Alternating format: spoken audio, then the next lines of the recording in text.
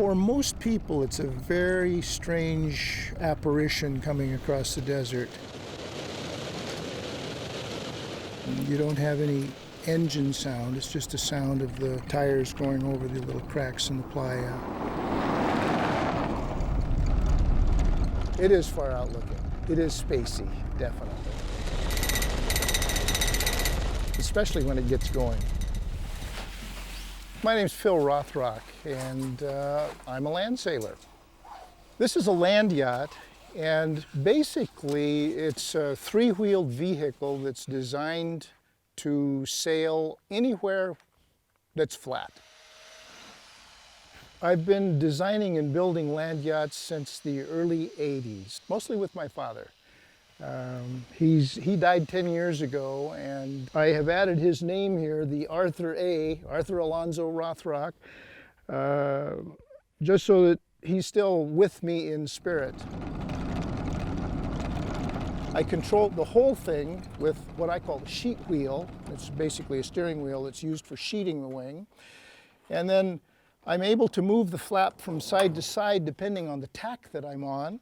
And then the flap itself can be pivoted to add more power as needed. We've got yachts developed now to be able to do 50 miles an hour in wind at even 6 or 7 miles an hour. The fastest I've gone out here is 93. My name's John Eisenlohr, driving the big yellow dog. There.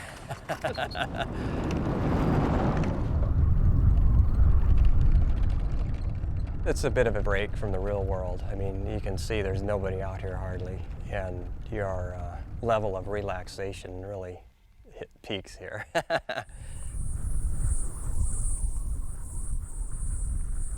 Just the scenery here is just gorgeous. The surface here is one of the best for land sailing. It's hard. You could almost take a skateboard on some of the smoother places here. There's no place better than the Alvord Desert in the whole world, as far as I know. There aren't many people here. It's wide open. We're 7 miles across, 12 miles long, so we can sail to our heart's content, as long as there's wind. One key ingredient, and sailors worldwide know this, is you need wind. Sometimes we'll come out here and spend, at times, days waiting for the winds. Well, when the wind doesn't blow, we've taken to just going out on little expeditions and seeing what we might find that's a little different, and there's always something. Many years ago, we came out to this spot, and it has become famous in our family for what we call Upside Down Lake. Oh my gosh, this is pretty wet this year. But when you get out on it and you start moving, you can see the whole thing is floating. It's like a waterbed, a giant waterbed. The bottom of the lake is on the top. There you are. Strangest thing, in the middle of the desert.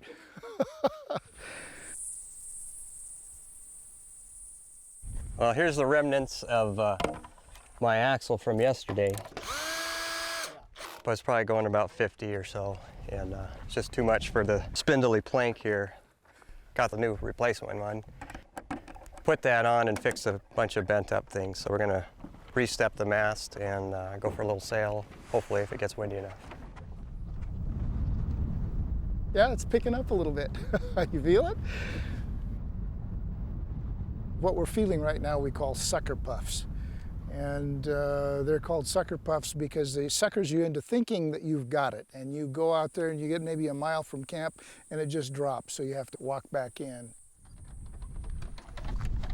You need something that gets you started and then kind of keeps you going, doesn't drop you. And as you can continue to go, the yacht develops its own wind. And pretty soon you're moving pretty fast in a fairly light breeze. When we get a good wind, this is a very big space, and so we call it a desert tour. As the day goes on, you see the shadows on the mountain and the hillsides all change. And so when I'm in my yacht sailing, you get a different view from every part of the desert. We're just exploring the desert via a wind-propelled machine. All you hear is the roar of the wheels rolling on this playa. And maybe some of the shrouds are whistling through the wind. When it hits the boat can kind of crab a little bit sideways and then squat down and then start accelerating. It's just unbelievable, the G-forces. I love to see a yacht sailing across the desert, leaving trails of dust as it goes. Sometimes it actually looks like it's left the desert floor and is floating. And when it all comes together and you have a great sailing experience, that's when you know this is what it's all about. You know, this is what I come out for. I love it.